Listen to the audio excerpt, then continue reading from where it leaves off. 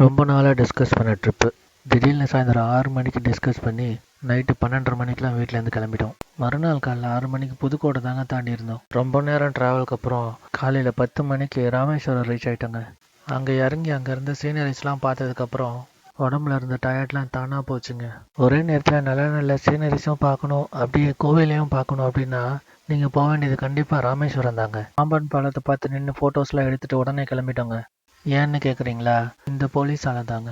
Fridge மேலே நின்று photos videos எடுக்கிறதுனால டிராஃபிக் ஜாம் ஆகுது அப்படிங்கிறதுனால துரத்திட்டு இருந்தாரு. மறுபடியும் எங்களை ஒரு சீனரிஸ் நிற்க வச்சுது. இதுதான் பாம்பன் பாலத்தோட கத்தரி பாலம். ராமேஸ்வரத்துக்கு கடல் வழியாக வர கப்பல்கள் கடந்து போகிறதுக்கு இந்த கத்தரி பாலம் உதவியாக இருக்குங்க. நிறைய பேர் இங்கே நின்று ஃபோட்டோஸ் வீடியோஸ்லாம் எடுத்துகிட்டு இருந்தாங்க.